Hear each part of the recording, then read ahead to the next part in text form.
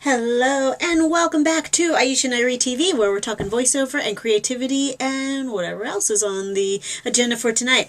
Tonight we are going to go back into creating characters, because I had something come up that just made me think today about sustaining character voices and making choices that work for your voice and the character.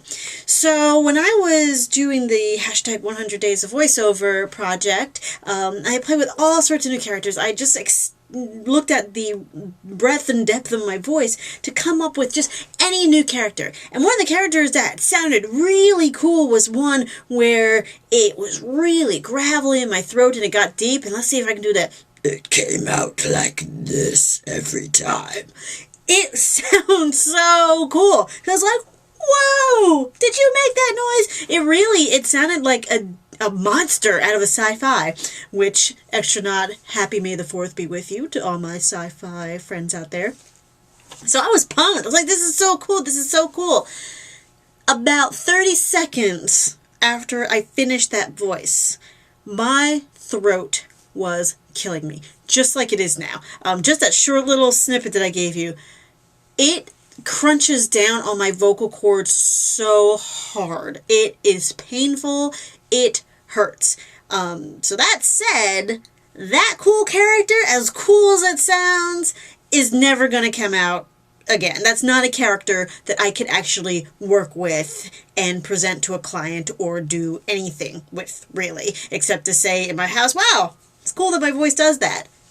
Awesome. Simply put, it doesn't matter how cool it is.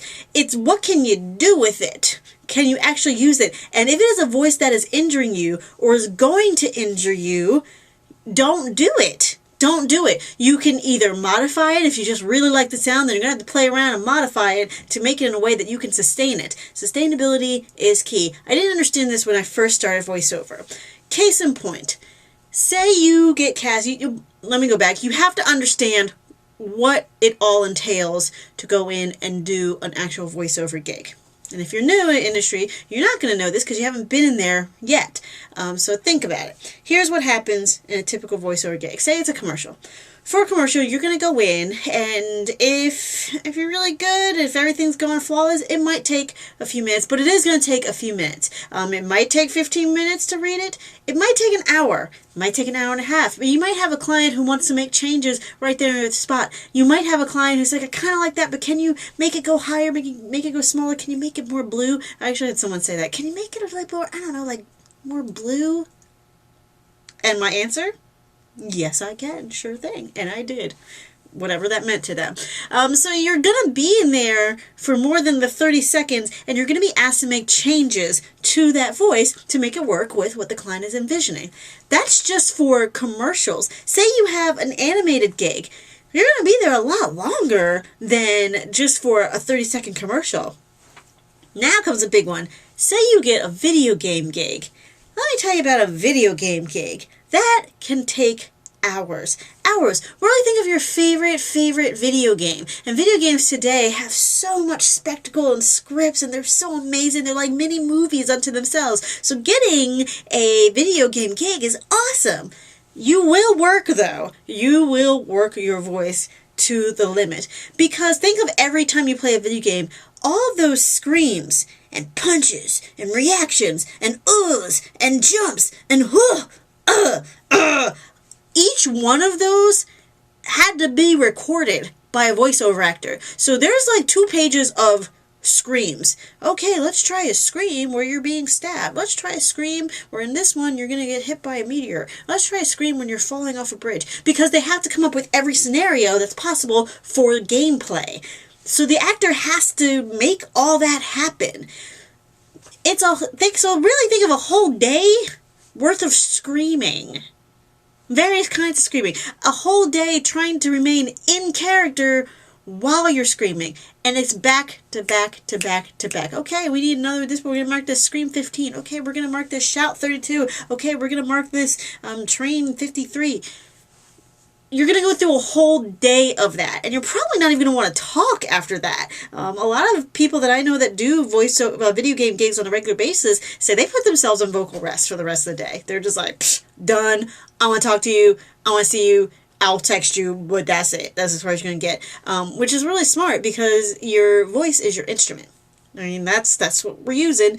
It's kind of hard to do a voiceover without a voice. Just think about it. So really, you have to think through what your voice is going to be asked to do when you're creating a character.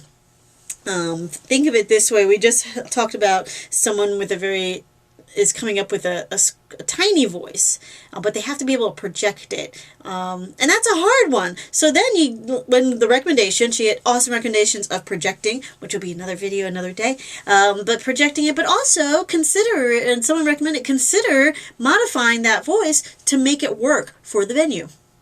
And that's probably the bestest thing, coming up with a way to tweak the character's voice so she can use it for that venue. And that's probably the fastest way. As for my deep, scary monster voice, honestly, I haven't worked on it very much around that because no one's called me for it. It's probably not something I'm gonna get called for. If someone did call me for that voice, if someone's watching this series and said, gosh, you know what?